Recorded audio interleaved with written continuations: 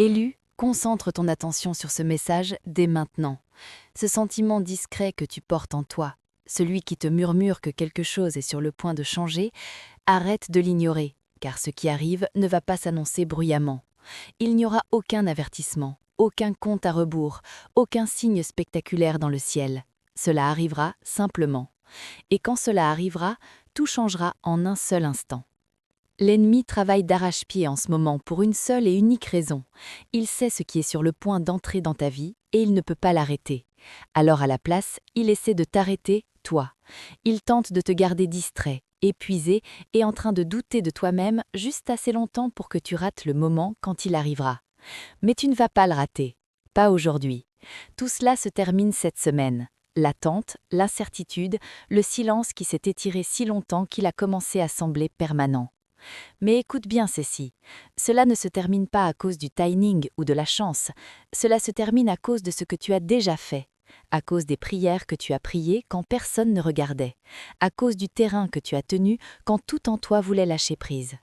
Repense à ce moment cette semaine où tu as failli dire quelque chose que tu aurais regretté, quand une situation t'a assailli sans prévenir et que chaque partie de toi voulait réagir, se descendre, s'expliquer. Mais quelque chose t'a retenu. Tu es resté silencieux. Tu es parti. Tu as laissé tomber. Tu pensais que c'était de la faiblesse. Tu pensais que ce silence t'avait coûté quelque chose. Mais je suis ici pour te dire que ce silence était une arme. Ce moment de retenue n'était pas une perte de terrain. C'était toi qui signais le document final. C'était l'acte qui a scellé l'expulsion de l'ennemi de ta situation. Tu n'as rien ruiné. Tu as tout terminé. Tu n'as pas trouvé ce message par hasard. Ce n'est pas l'algorithme qui t'a amené ici. C'est Dieu. C'est un rendez-vous divin programmé avant la fondation du monde. Et tu es ici, à la seconde exacte, pour la raison exacte.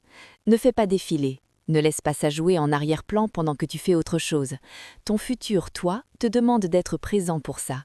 Car si tu te déconnectes maintenant, tu partiras avant que le verdict ne soit lu sur ta vie. Dans les prochaines minutes, je vais te donner le décret légal qui annule chaque mission que l'ennemi a lancée contre ce qui arrive vers toi. Je vais te montrer le moment précis cette semaine où tu as activé inconsciemment ta percée sans même t'en rendre compte. Et à la fin, je vais te donner la déclaration qui scelle cette porte ouverte pour que rien de ce que l'ennemi tente ne puisse inverser ce que Dieu a déjà mis en mouvement.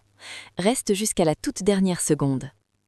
Je sais à quoi ont ressemblé les 72 dernières heures. L'atmosphère autour de toi n'a pas seulement été calme, elle a été lourde, comme une pression sur ta poitrine que tu ne peux ni expliquer ni secouer. Comme le silence avant l'arrivée de quelque chose de massif.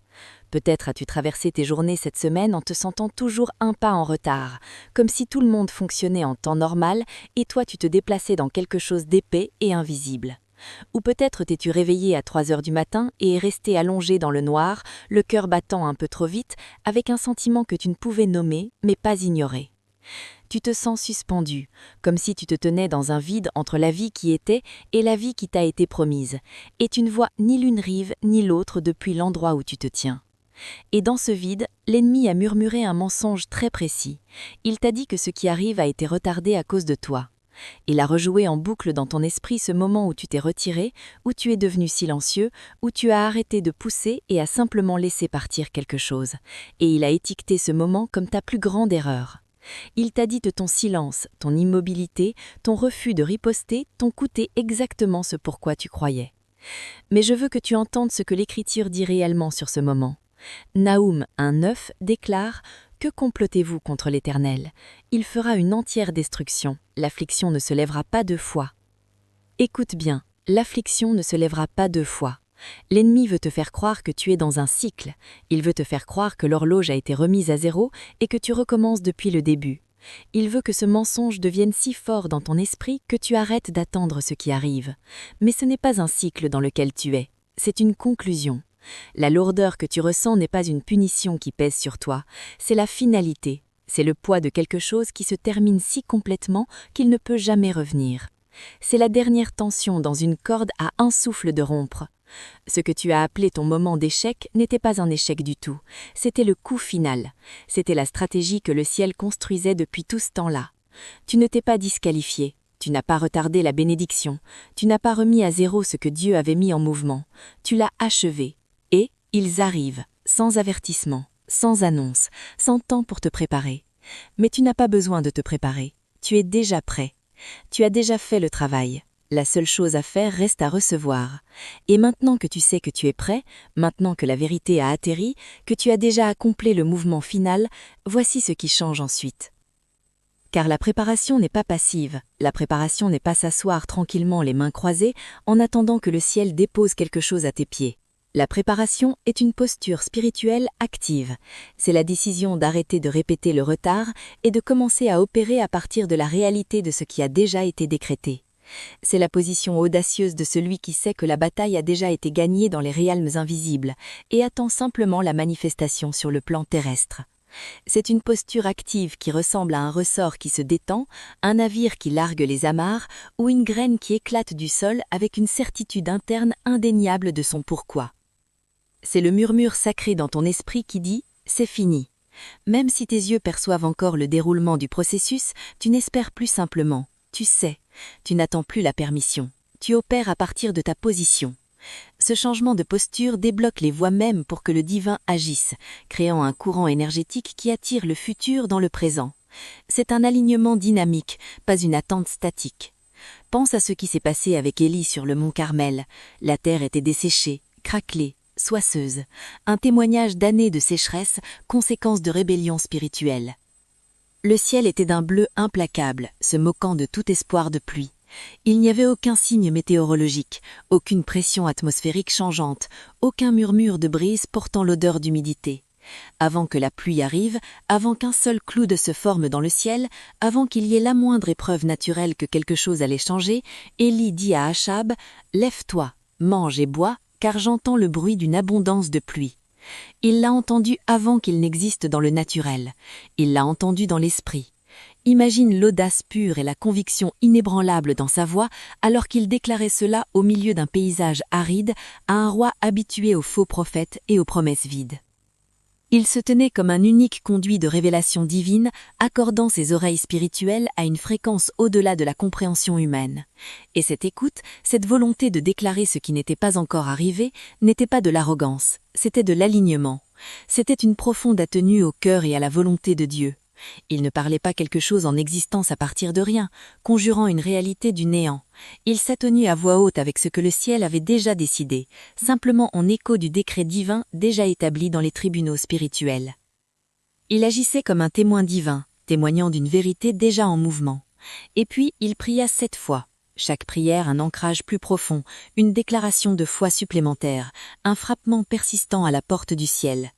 Ce n'était pas une supplication désespérée, mais une convocation rythmée et confiante. Et à la 7e fois, un nuage de la taille de la main d'un homme apparut à l'horizon, un murmure lointain au bord de la vision. Ce petit nuage était suffisant. C'était une ponctuation dans le vaste ciel vide, un aperçu prophétique, un signe tangible d'une certitude invisible. Car Élie savait ce que cela signifiait, le début.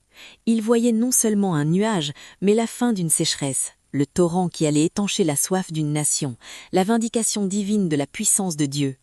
Sa vision spirituelle a magnifié le petit en quelque chose de significatif. Tu te tiens à ton moment du nuage de la taille de la main d'un homme, ce petit scintillement d'espoir, cette première manifestation naissante, cette première ondulation indéniable dans la surface calme de ton attente. Ce qui est visible maintenant peut sembler petit, il peut sembler insignifiant, à peine digne d'être mentionné. Il ne ressemble peut-être pas à la plénitude de ce qui a été promis. Peut-être seulement un contour faible, une ombre de la gloire à venir. Mais la question n'est pas de savoir si tu vois déjà le ciel entier baigné de tonnerre et d'éclatement de percées. La question est de savoir si tu reconnais ce que ce petit mouvement signifie. Si ton discernement spirituel est assez aigu pour percevoir la graine de destinée.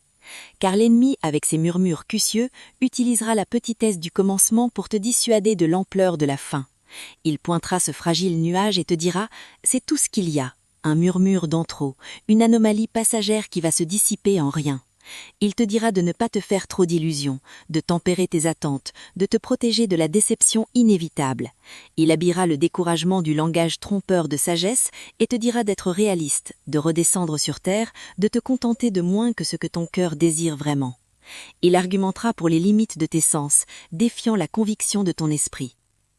Il veut que tu rejettes la première goutte comme un simple éclaboussure, au lieu de la reconnaître comme l'avant-goût d'un déluge. Mais tu n'es jamais été appelé à être réaliste, tu as été appelé à être fidèle à ce que tu as entendu. Réaliste est le langage du monde follu, fidèle est le dialecte du royaume. Ton appel transcende les limites logiques du règne naturel. Ton mandat est ancré dans une vérité plus profonde, une réalité plus haute, la parole inébranlable qui a résonné dans ton esprit. Et ce que tu as entendu n'était pas une rumeur, une pensée fugace ou une invention de ton imagination. Ce que tu as entendu venait de la même voix qui a parlé lumière dans les ténèbres, commandant l'existence là où il n'y avait que vide. La même voix qui a appelé les choses qui n'étaient pas comme si elles étaient, faisant surgir des étoiles et des galaxies par une simple parole. La même voix qui parle sur ta vie depuis avant que tu aies un nom, tuissant ta destinée dans le tissu du temps et de l'éternité. C'est la voix de ton Créateur, l'architecte de ton pourquoi, et sa parole ne retourne pas à lui vide, elle porte en elle la puissance de son accomplissement.